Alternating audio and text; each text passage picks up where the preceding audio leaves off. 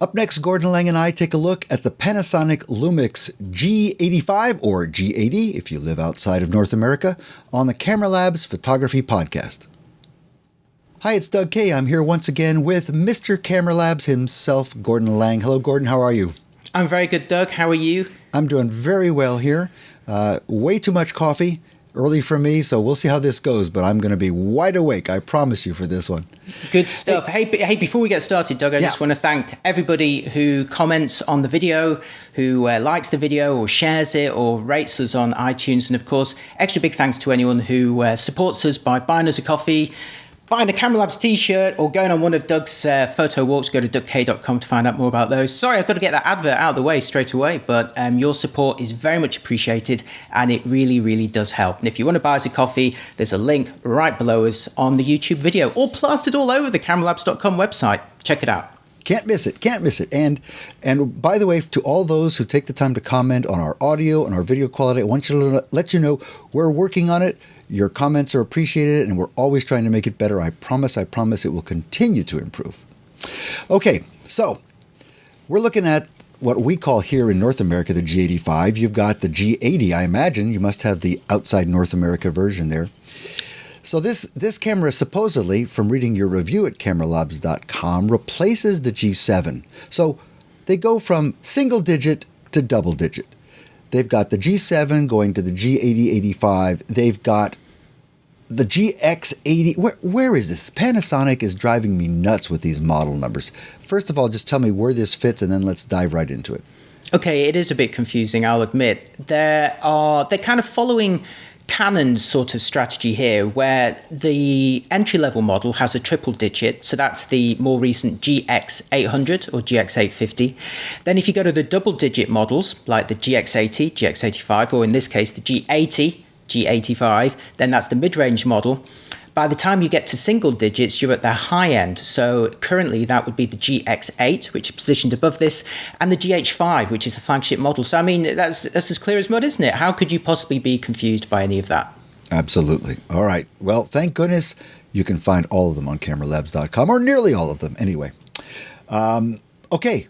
Okay, the headline features. What is this thing? So this is a mid-range mirrorless camera, and at the mid-range price point, which is approximately $1,000 including a kit lens, you can expect to get an interchangeable lens camera with a decent sized sensor, plenty of manual control, very good quality video, sometimes 4K video, sometimes built-in stabilization, always an articulated screen, and always a built-in viewfinder. So that's what all of the cameras in this category offer you. There are, of course, a lot of very compelling rivals to the Lumix G80, or G85 as you guys call it, and we're going to look at those straight away. So Doug, let's first of all look at the price of the G80 G85, please.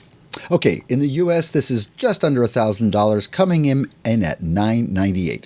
And that's all these prices today are going to include the kit lenses. So we're comparing more or less apples to apples.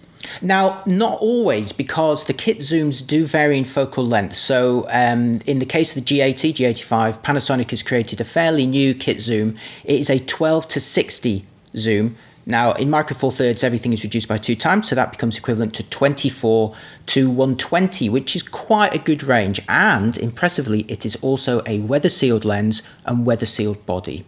Okay, so we reckon its biggest competition is actually a 2-year-old camera, which is the Olympus OMD EM5 Mark II. Doug, how much are you looking at for that? That is just $100 more, coming in at $1,098. Again, kit lens, that's a 12 to 50. Okay, 12 to 50, that's also a weatherproof lens, so it's equivalent to 24 to 100 millimeter. They've actually got quite a lot in common, these two cameras. They're both Micro Four Thirds, they both have built-in stabilization, and they both have 16 megapixel resolution. Similar still photo quality, but there's quite a few differences I'll mention throughout the review. So moving on to the Canon EOS M5, which is Canon's flagship mirrorless camera. Do you have a price for that? Yeah, again, same ballpark, $980, 24 megapixels with the 15 to 45 lens on that camera, and that's APS-C. Yes, everything on that is times 1.5 unless you're Canon, then it's times 1.6 because their sensor is fractionally smaller than other people's APS-C sensors. See, they're not all built equal. Now, the big difference there is actually the sensor size. As Doug says, it's APS-C, that's bigger than Micro Four Thirds, and it's also high resolution, not 16 megapixels, but 24. And all of the cameras we're going to mention from this point on are 24 megapixel APS-C bodies. The benefit of the EOS M5 is it's basically like a live view mirrorless version of the EOS 80D. It's got that fantastic embedded phase detect AF system that's really good at refocusing. Moving on to the Sony a6300, please. Yeah, this is the most expensive in our group, $1,148, roughly $150 more. Again, APS-C. This time the kit lens is a 16-50.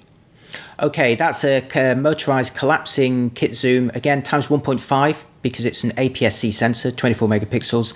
As you know from our previous videos, Sony's got 4K video, it's got great quality video, it can do 1080p slow motion, it has USB charging, it's particularly good at continuous autofocus and burst shooting, but it doesn't have built-in stabilization and it doesn't have a touchscreen, although both of those are on the even more expensive A6500, but that's a different category. We're not going to look at that. We're going to move straight on to the Fujifilm X-T20, which is a recently announced mid-range mirrorless body from them. Yeah, the X-T20 cost exactly $1 more than the G85, coming in at $999. So again, 24 megapixel APS-C, pretty good embedded phase detect AF system, USB charging. It does have a touch screen. It's one of Fujifilm's first bodies to have a touch screen, and it doesn't have built-in stabilization. So when we look at these bodies, actually, do you know what, Doug? Should we chuck in a couple of DSLRs as well, just for a laugh? Sure. How about the Nikon D5600? That's the same price, $997. Okay, and that, I think, is that with the 18 to 140 that is kit correct. zoom? So that's that's the longest kit zoom of all of these. And again, it's times 1.5, it's 24 megapixel APS-C. It doesn't do 4K video. It's got stabilization in the lens. It does have a fully articulated touchscreen, so that's nice. And of course, it has an optical viewfinder with the pros and cons related to that. Is there a Canon DSLR in the same ballpark? Funny you should ask. There absolutely is. We call it the T6S, I believe, here in the U.S. 760D almost everywhere else, or maybe it's North America versus non-North America. That's just a little bit more, $50 more than this camera. Again, with a kit zoom at 18 to 135.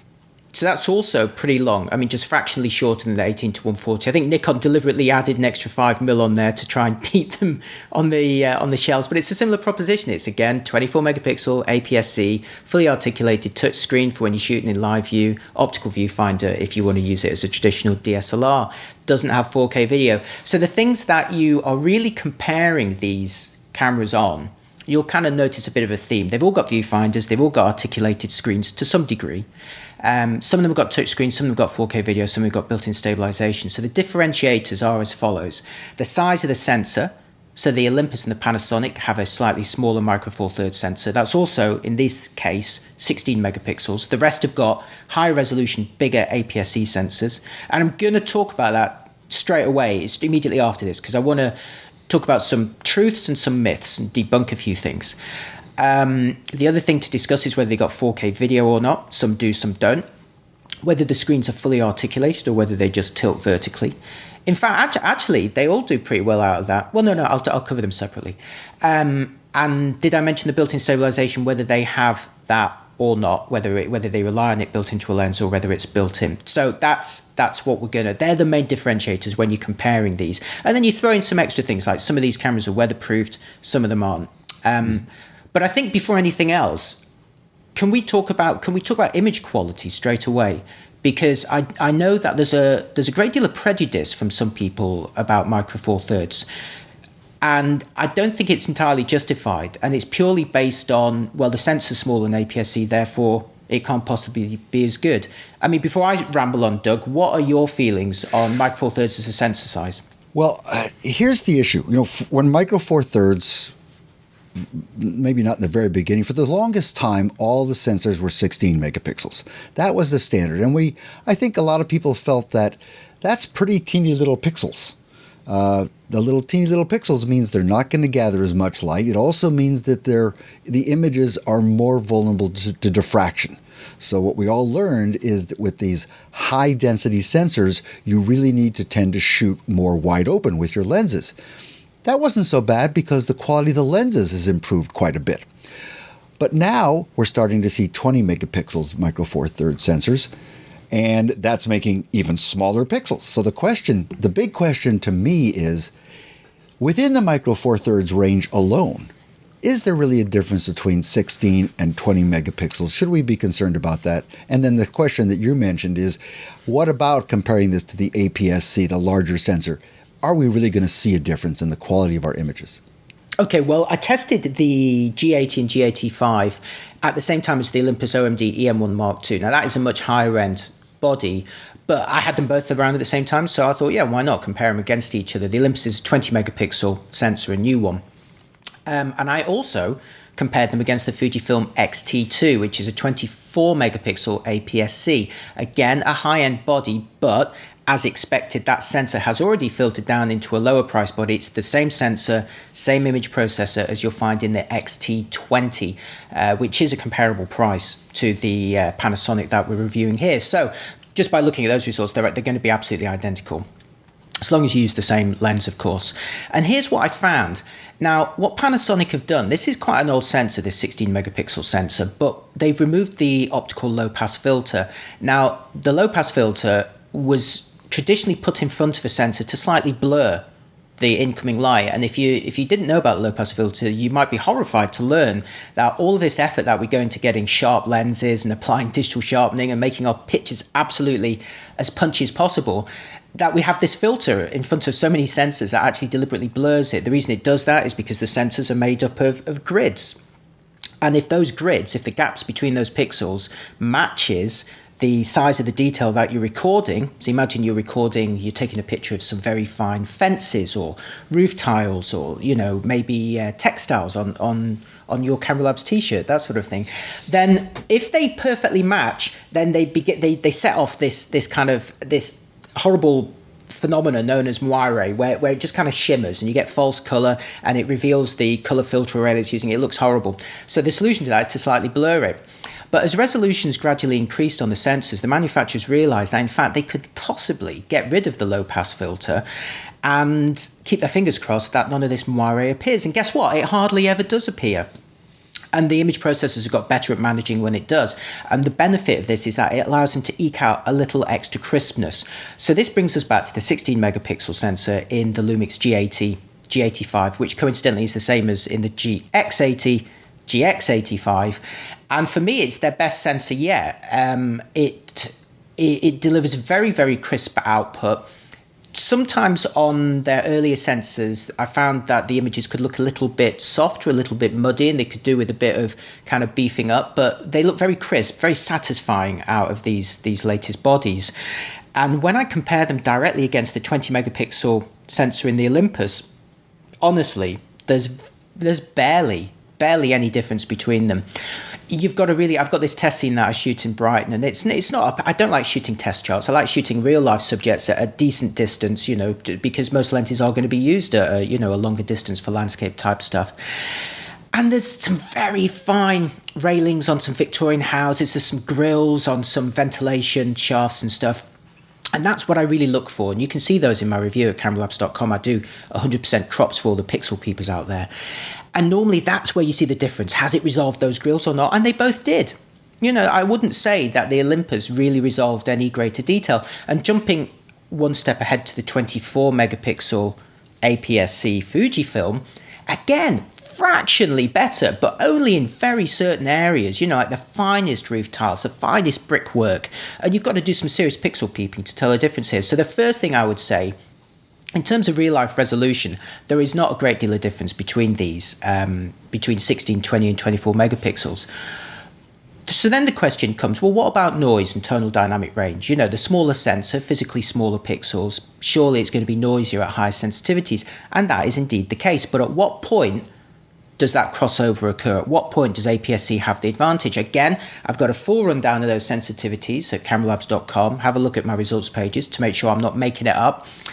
What I found Your mileage may vary. This is just my opinion. Have a look. Tell me what you think. They look very similar up to 1600 ISO. This is the 16 megapixel Panasonic, the 20 megapixel Olympus, and the 24 megapixel Fujifilm. Very similar up to 1600 ISO.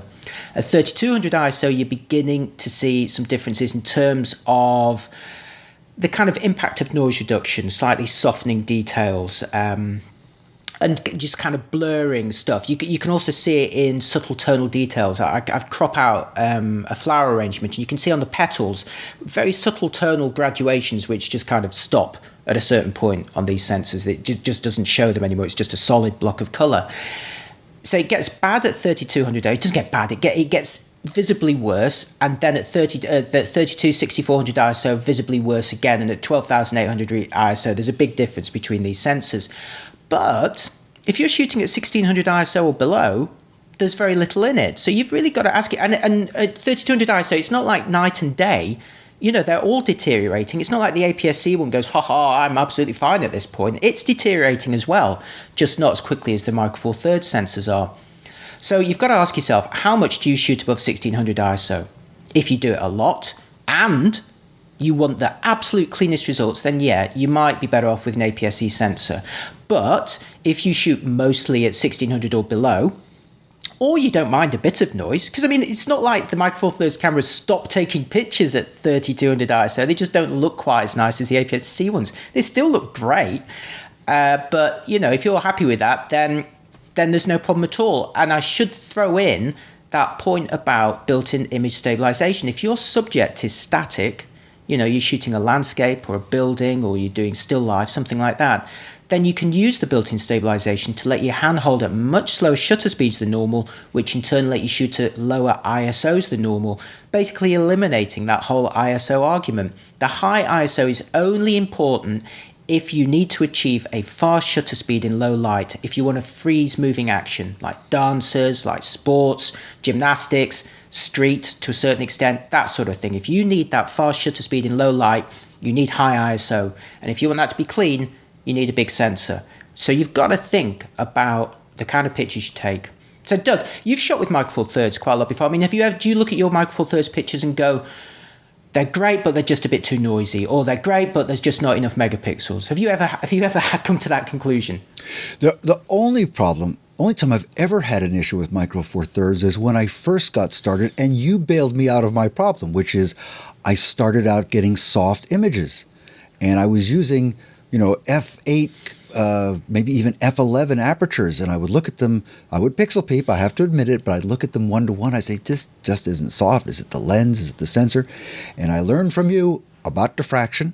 I learned to trust these lenses wide open or close to wide open, and voila, everything was solved. So no, I've always been impressed with the good Micro Four Thirds cameras. I think they're excellent. And I recently just got back from one of my Cuban workshops.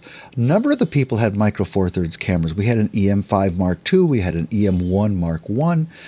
We had a Panasonic, I forget which because they have so many numbers. But I was very impressed with the quality of images that we got.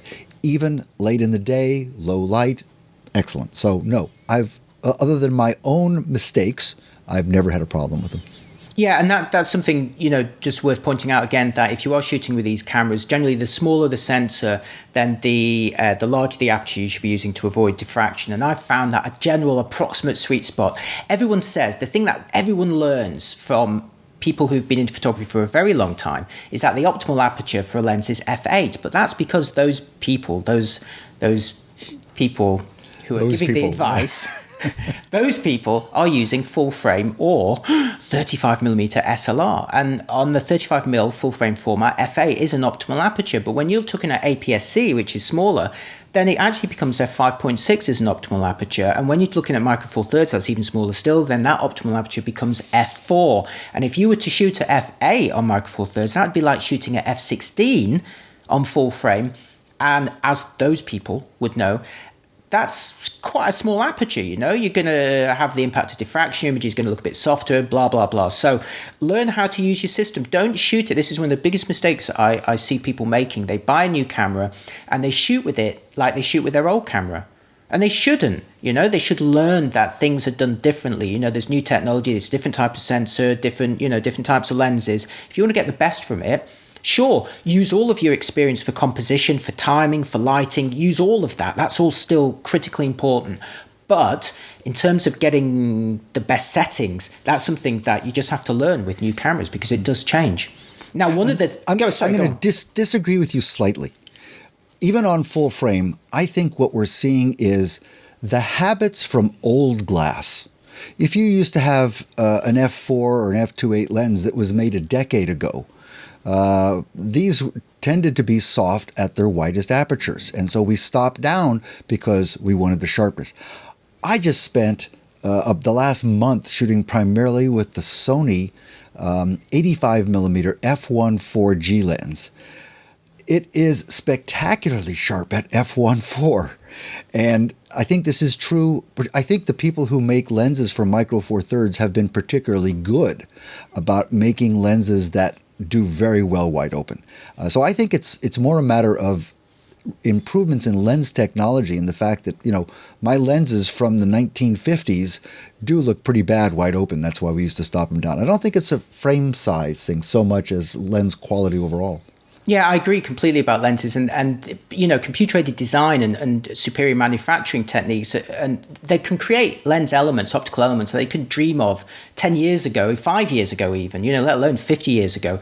So all these people who say, oh, I've got this vintage lens, that's the best lens ever made, it's 50 years old. I always think, well, yeah, I bet it produces really nice rendering, nice colors, maybe nice contrast, but in terms of resolving power and light fall off and sharpness across the frame, I bet it won't be anywhere near as good as a modern lens. They really have moved on a lot with that. And that, before we move on, that is, for me, one of the great benefits of Micro Four Thirds is that smaller sensor. I've just spent ages saying, look, yes, it is smaller. It's not gathering as much light. That is a disadvantage. The advantage is that it allows Olympus and Panasonic and other third parties to develop these lenses that are small, light, and extremely sharp across the frame, even, as you say, even when they're wide open.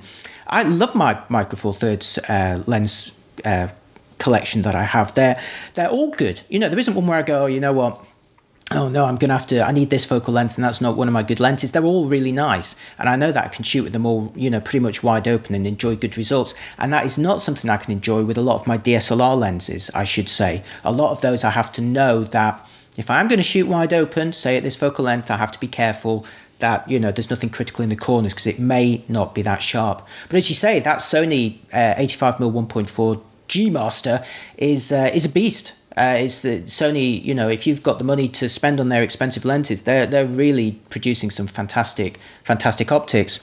So moving on, so that's something about the sensor. Now, the sensor in this Panasonic body is stabilized. Now, this is something Panasonic started in 2013, I think, with the Lumix GX7. Now, prior to that point, there was a big difference between Panasonic and Olympus Micro Four Thirds bodies when it came to stabilization. Olympus had built-in stabilization, which means it shifts the sensor to counteract camera shake, and the benefit of that is that it works with any lens you attach, which is great. Panasonic, however, was very big on optical stabilization. They said, no, let's build it into the lens. Disadvantage of that is that you need it built into every lens. Instead of buying your stabilization once in the body, you have to buy it for every lens. It can be optimized for every lens, so it's particularly good when you've got your massive telephotos.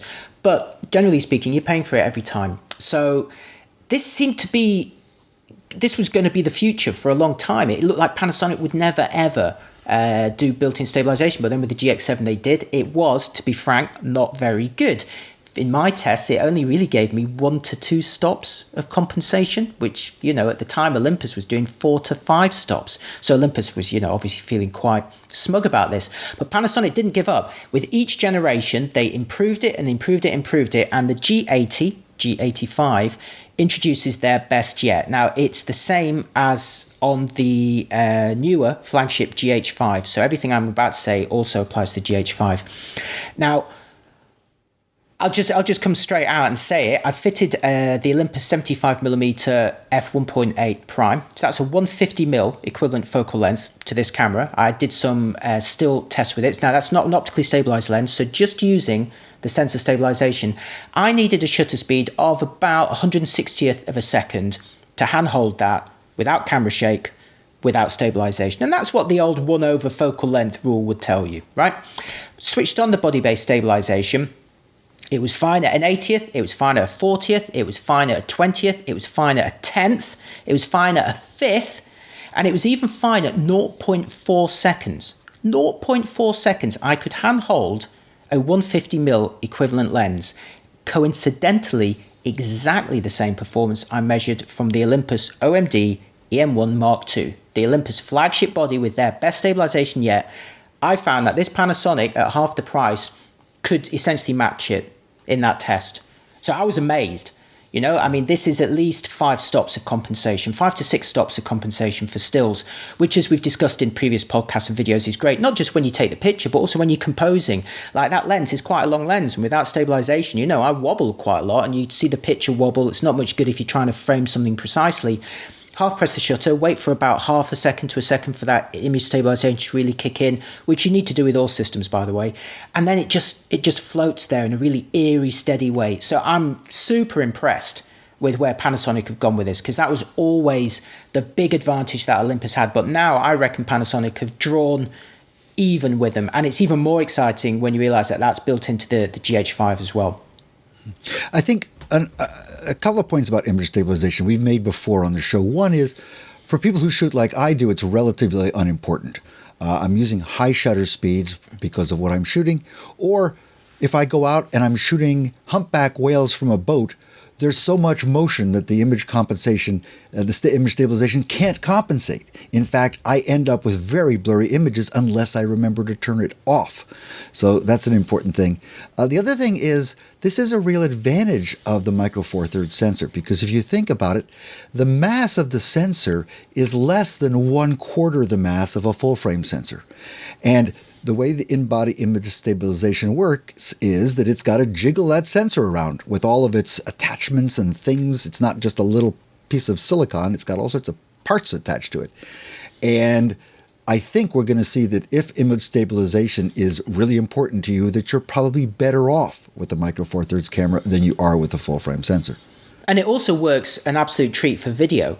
You can enable the body-based stabilization for video, and it just irons out those wobbles. You can walk around. You can even kind of run a bit with the camera and still end up with very, very stable footage. And remember, this camera can also film 4K. If you want 4K from an Olympus body, you're going to have to go for the OMD EM1 Mark II, which is twice the price. The camera, which is the same price of this from Olympus, is the EM5 Mark II. That only films 1080, and its 1080 isn't even very good. With the 4K on the 1080 on this is better than the Olympus. The 4K is even much better still. So you're filming beautifully stabilized 4K video with this Panasonic camera at $1,000, and that might be all you need to know, because that is its real unique selling point over the rest of the competition. None of the others can do that. Built-in stabilization and 4K video. In fact, if you're watching the video, you'll also see that we're showing you a clip of me walking around using the built-in stabilization of this camera in 4K. I used the Olympus 17mm f1.8 lens for this. And if you listen to you can download this clip from cameralabs.com, and you'll hear some slight kind of clicking sound in the background. You're not going to hear that on this because we've muted the sound out.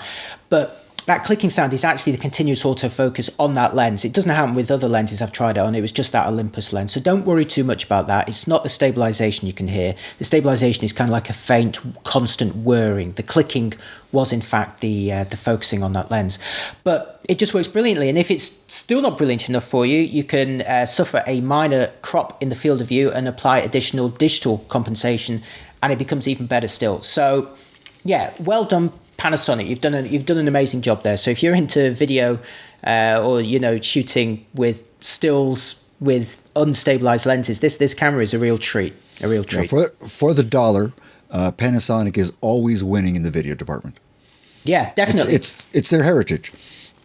Now, if we move on to the body now, if you were familiar with the G7, you'll see that the G80, G85 is very, very similar. It's got essentially the same control layout. It's got I'm going to say, I love saying this, a centrally located viewfinder hump.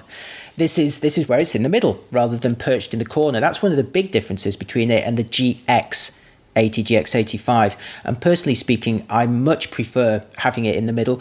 Partly due to the aesthetics, I guess. I make fun of old-fashioned photographers, but maybe I'm one myself that I prefer this kind of DSLR styling. I should, however, say that it does mean, when it's in the middle, the viewfinder is in line with the optical axis of the lens. So when you do have it on a tripod and you're lining something up, to me, it kind of works better in my brain when the viewfinder is on the same optical axis. Do you know what I mean? As the lens. If it's to the side, you're going, wait, that's not quite... When you're moving it left and right or up or down, it doesn't quite tie in. It's just the way that my brain's wired up. But let's have a look at, I'm going to mention a couple of differences between this and the G7 body. First of all, and this is very Anaraki, the flash is slightly redesigned and it's got a pop-up lever on the side here. That's one of the differences between it and the EM5 Mark II, by the way. It doesn't have a built-in flash, but it does have a flash accessory and a PC sync port for attaching to external lighting. The Panasonic doesn't have that. Now, something that always used to annoy me on lower-end bodies is they would put the memory card slot next to the battery, which is fine unless you're on a tripod, in which case it's a real pain in the ass, because when you are on a tripod, it blocks the battery door and you can't get at it. So when your card fills up, you need to change it, you're stuffed.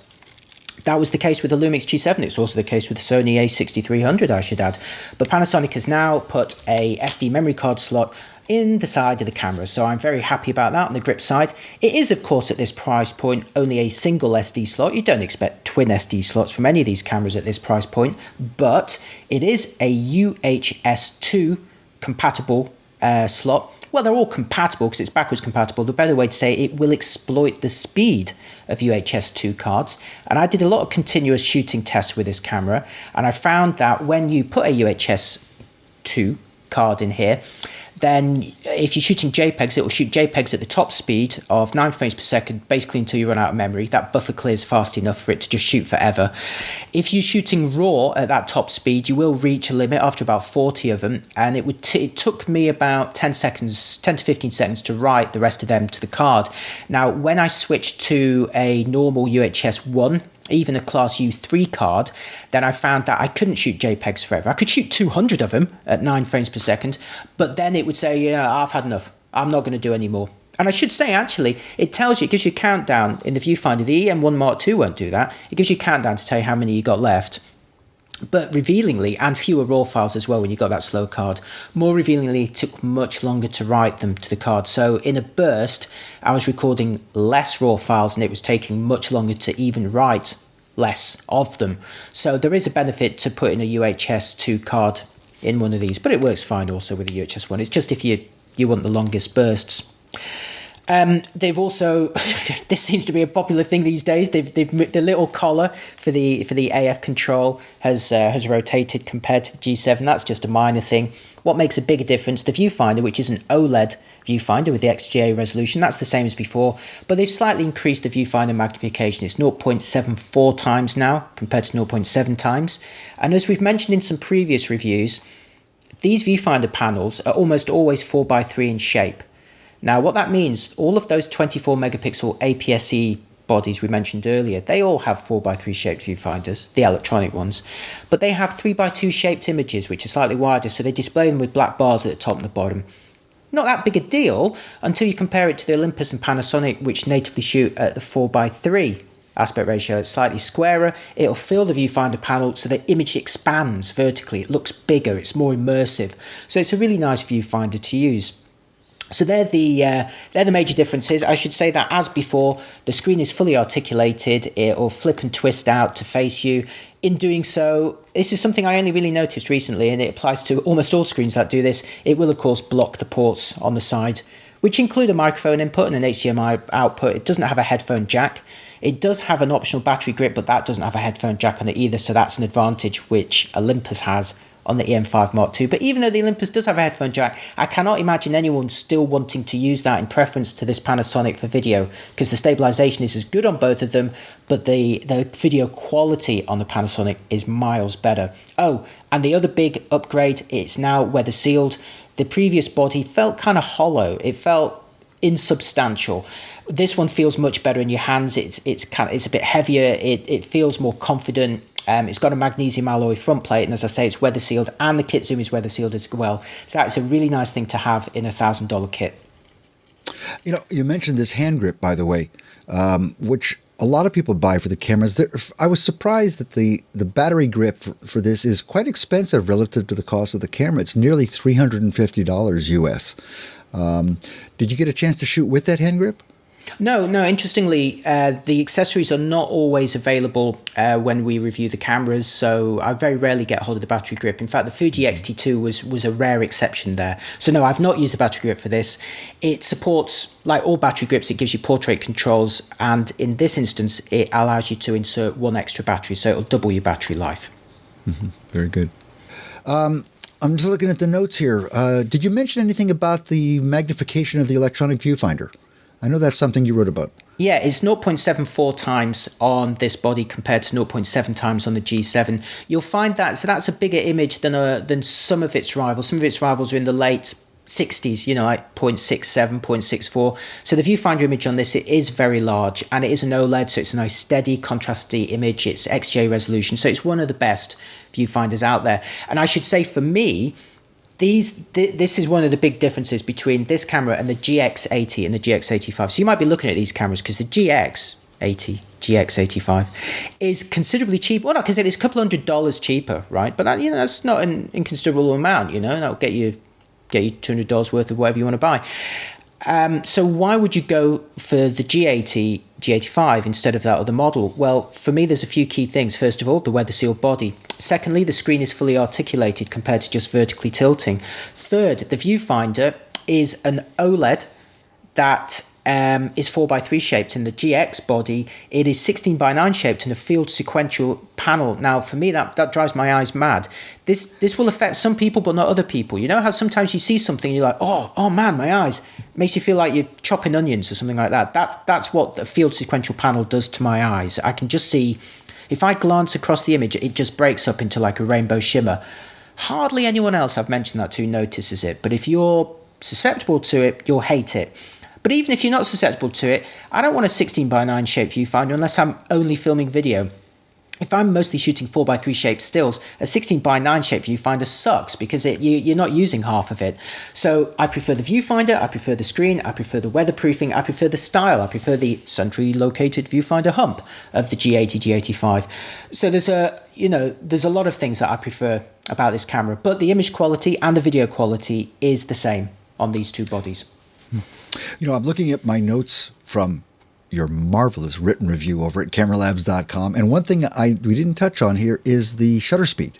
If we're going to recommend that people shoot these things wide open, they're going to have to deal with a lot of light hitting that sensor. And sometimes you need that high shutter speed. Did they change that?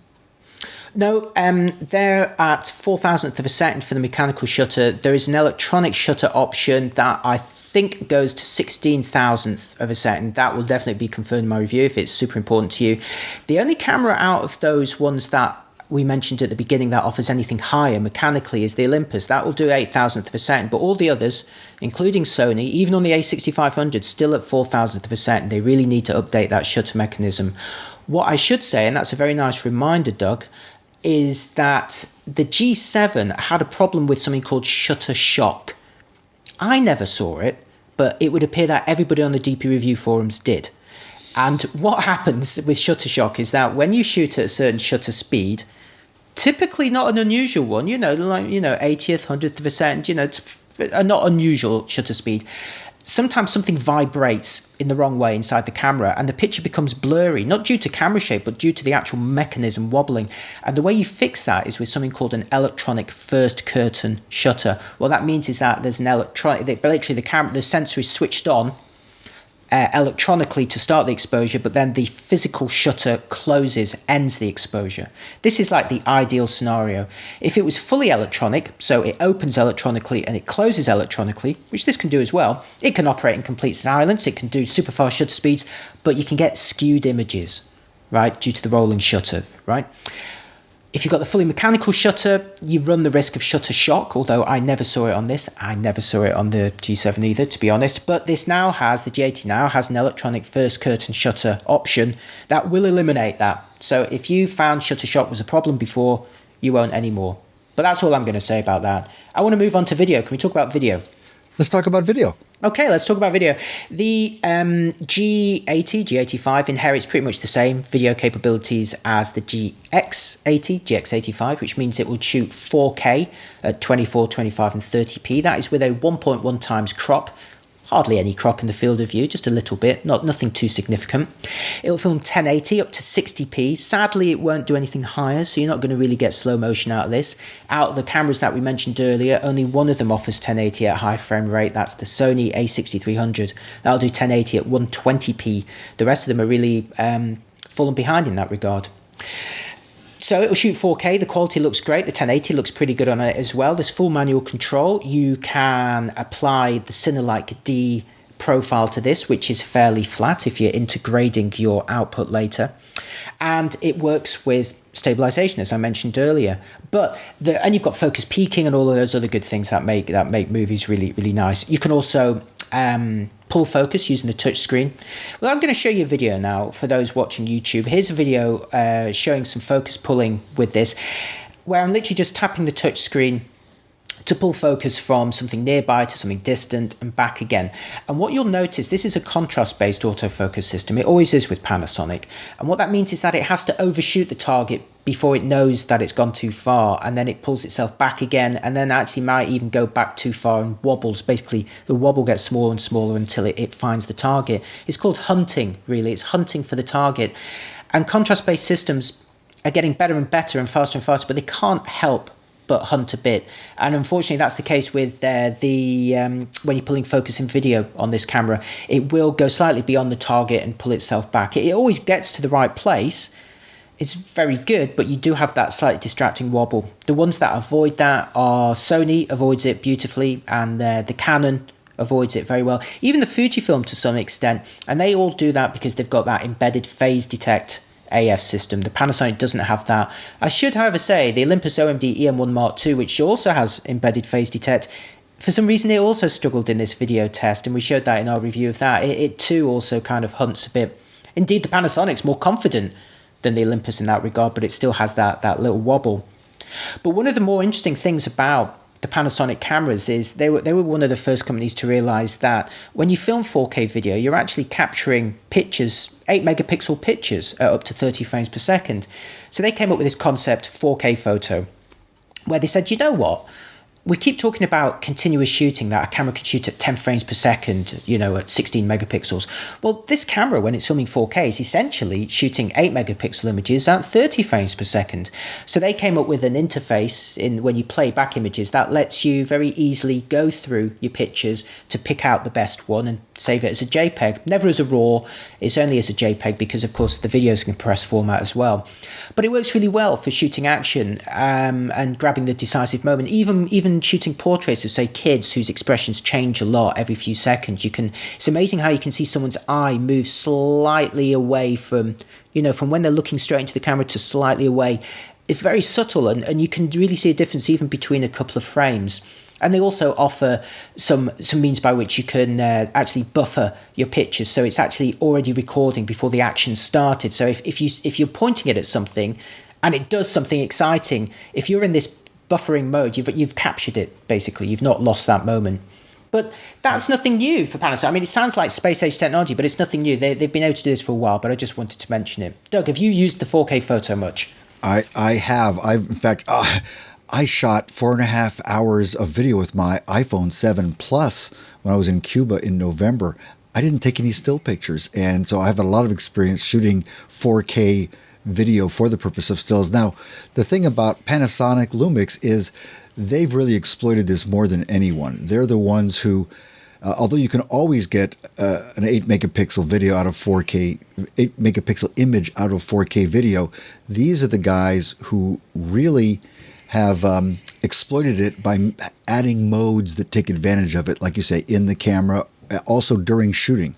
What are you looking at there, Gordon? Well, I want to show you one of their clever ways that you can use it. This is called post-focus. Now, what this does is allow you to refocus a picture after the event using the touchscreen. Now, as you can see, hopefully, you can see that the leaf is focused here. But if I tap the screen, this is a picture I took earlier.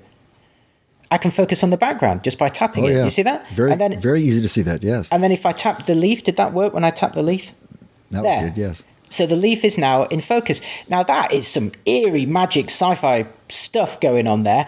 But in fact, the way it's done it is it uses 4K video. It basically records a clip that lasts about 4 seconds. When you press the button, it records a very short clip of 4K, and during which it refocuses the lens from near to far, and it tries to cover everything in the frame. So it goes, look, there's something close, there's something far, there's something in the middle. I'm going to refocus on all of them during this video. And it reckons it can refocus on all those things in, maybe a second if there's not much difference. In this instance where there was a big difference, it took about 3 seconds to record that video, and that was it. And once you've recorded that, you kind of forget that it took a few seconds to record it, because from this point on, when you're in playback and you're down the pub with your mates, you can say, look at this crazy business, look there, I'm focused on that leaf, oh no, but there was someone interested in the background, but no, I just tapped the background and now they're in focus, that's amazing. You say, no, I want the leaf instead, that's in focus again. I mean, this is really fantastic stuff. And what you can do is then press the button in the middle and it will export that as a JPEG. And you can export it more than one time. So, I mean, if you've got a portrait where someone's eye is slightly out of focus, you just tap on them and then you make sure the eye is in focus and you export that one instead. Or you could do either eye, or you could do, the foreground or the background. But Panasonic's gone one step further. Again, this is not a feature that's new on the G80, G85. It's been on some earlier models, but we may not have demonstrated it. And it's where you can actually stack these images to define an actual depth of field. So you could say, well, you know what? I want the leaf and the background to be in focus. How am I going to do that? So what I'm going to do is press a button here, and you can see it's offered this option saying range merging. Okay, so I'm going to go for that option, and it literally is now going to say to me, right, tap the two distances that you want to be in focus. So I'm going to say, right, I want this leaf to be in focus, but I also want this background to be in focus. And you can see if you're watching the video that now it's lighting up some of the AF areas. And it says, look, I've actually got for each one of those squares that's lit up, I know what the focus should be at that point. And then what I can do is just press OK, and it will go away. It says, do you want to create a new picture? I say, yes, I do want to create a new picture. And it will take, let's see, take a few seconds to generate that. But what this is now doing is focus stacking. It's extracting 8 megapixel still images from that 4K video and stacking the ones that it needs to generate a picture that basically has the depth of field that you're after. And it's going to save that as a separate JPEG. And we're going to display it so you can see, because it takes a few, it's thinking about it. So we're going to show, actually, we're going to overlay on the video now. Here it is a picture showing, now this was taken with the Lumix 25mm f1.4 lens at f1.4. So this is a very shallow depth of field lens. This is what it looks like when it's focused on the leaf. Now this is an image that I extracted. Remember that these 3 images that I'm going to show you are essentially taken from the same file. This first picture is where I selected in post focus the closest thing, the leaf. Okay, now I tapped on the background, and this is a picture that shows you the rear of the cafe in sharp focus. And finally, here is the picture where I've said, look, I want everything from the rear to the closest thing all in focus, and I want you to stack them. So here is that result. Now, if you look really closely, you might go, oh, wait a minute, actually, there's some artifacts, it looks a bit funny.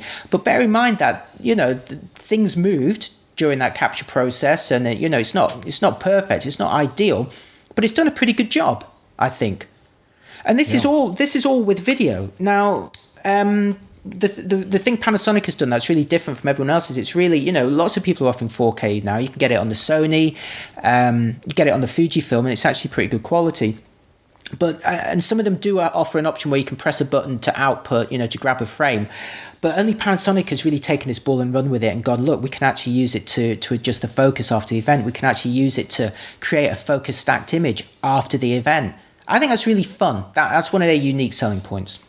Yeah, I think that it's spectacular. Now, is this the only Lumix camera that has this? How many models have this feature, would you say? All of them. Pretty much all of them have it now. I mean, this is the great thing about Panasonic, is that when they've been very much like Sony, when they have a new technology that works, they don't just save it for the high-end model. They put it on as many as they can. So I think pretty much every camera in the current range, including some of the compacts like the LX10, the LX15, They all shoot 4K video. They all have 4K photo. The ones with touch screens will also support post-focus. Some of the older ones, you need to update the firmware. And the very latest ones, I think like the last 2 or 3 models, will also do that focus stacking that I've just demonstrated. They're very good at updating the firmware where it is possible. They went through a bit of a funny phase where they stopped putting touch screens on some of their models. And that prevents them from doing that post-focus. You could do it with the buttons, but it's nicer to tap the screen, right? But as soon as they reinstated those touch screens, then they kind of implemented that feature more. So you can find that on lots of them. It's also on the GX80, GX85. So if you want it at a low price point, you've got that. Hey, I'm just going to have a quick whinge. I forgot to mention the buttons on this camera are too flush to the body. They are too small and they are too flush. This is the same with the G7. When you press them, you can hardly feel that you're pressing them. And it really reminded me when I was generating that JPEG there, I didn't know if I pressed a button or not. Now, if you don't know if you've pressed a button or not, I'd say that button has failed in its job. A button should either give sufficient clicky feedback or it should have sufficient travel to know that you've pushed it in enough. And I say this all the time, you know, Olympus is the master at saying, I don't care if it's a small body, we can still put fat buttons on it and chunky dials, whereas lots of other people are guilty of saying it's a small body, it needs small buttons. You do not need that. Panasonic, we need bigger buttons or with more travel. These are really hard to press. So I just wanted to get that bugbear out there. Oh, very good. Yeah, I'm particularly intrigued with post-focus, especially for a camera that's going to be using contrast-only autofocused. You know, so many times I will shoot and the focus is just a little bit off. And with post-focus, I find that I really don't have that problem because I can always change the point that's in focus. It's really a marvelous concept. Yeah, now the interesting thing is, of course, because it's extracting frames from 4K video, at the moment they're at 8 megapixel resolution because that is the size of a 4K frame. What's really interesting is with the GH5 is they've managed to do it at 6K, which I think is allowing them to extract 18 megapixels still. So that suddenly becomes even more interesting. I'll just say, on the other hand, I would bet that for the vast majority of our listeners and viewers and their applications, 8 megapixel images are fine, unless you're making relatively large prints or unless you need to go in and crop your images further. An 8 megapixel is quite good. Yeah, definitely. Especially if you've managed to, first of all, nail the moment, the decisive moment, and certainly nail the focus, then everything else is quite forgiving. I wanted to briefly talk about the autofocus because it is a contrast-based system. As I mentioned its performance in video. It will continuously AF in video, but there is that bit of hunting. So what is it like at shooting action? Because this is always one of the kind of Achilles heels of a lot of Micro Four Thirds systems. Now, Panasonic a while ago came up with this, to me, it seems insanely complex technology called DFD, which is depth by defocus, where what it does, the big problem with contrast, as I've said, is that it needs to go back and forth a bit to try and work out what direction to go in, and that's what slows it down. What if it already knew what direction to go in based on how out of focus some of the elements were? So the Panasonic engineers went, do you know what? We know what the lenses look like when they're out of focus, so we can store that information and use it to drive the AF. And you think, really?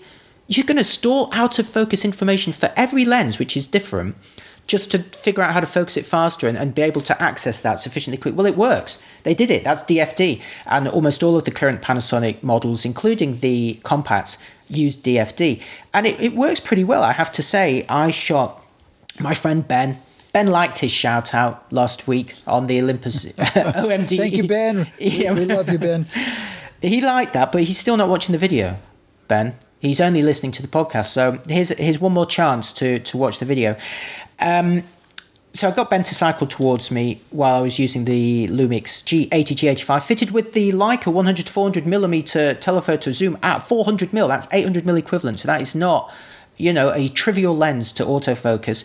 And at its maximum burst speed with autofocus, which is about 6 frames per second, it actually did a very good job at keeping him in focus. Now, through the viewfinder, it seemed to wobble a bit, but when you actually look at the frames, most of them are in focus. It's very good.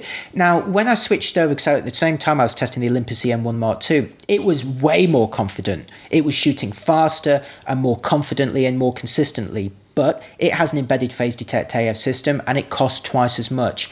It is better at continuous autofocus when you're shooting bursts of someone, Ben, for example, cycling towards you. But while the G80, G85 is not as good or as fast, it will do it. Like I say, only at 6 frames per second with autofocus. If you put it to single AF, you're looking at 9 frames per second. I'm going to let you hear that, actually. Hear that? Very nice.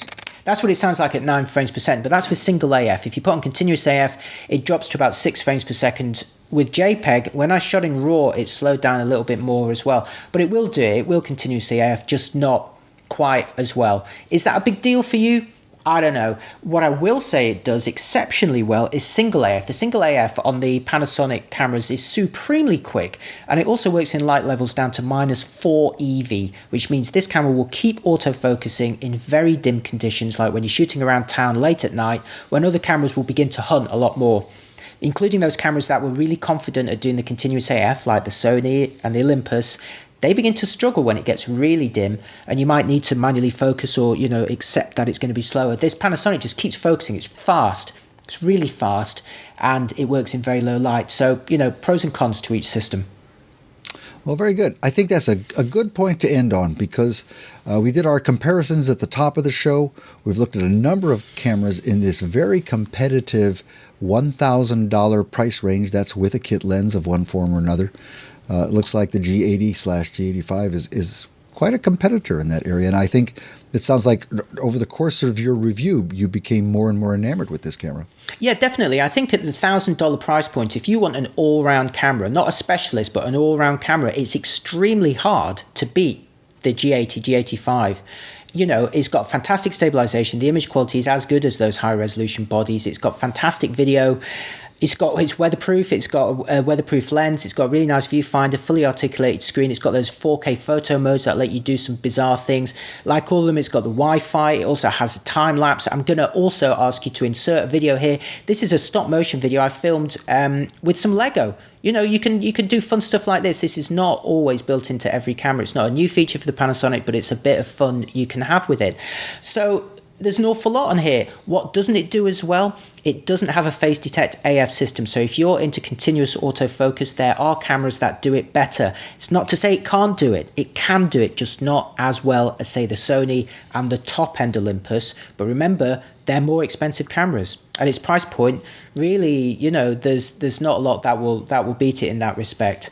And like I say, the size of the sensor for me was a non-issue. In fact, quite the opposite. It was a benefit because it allows me to enjoy amazing built-in stabilization and that great catalogue of Micro Four Thirds lenses, which most of them are extremely high quality.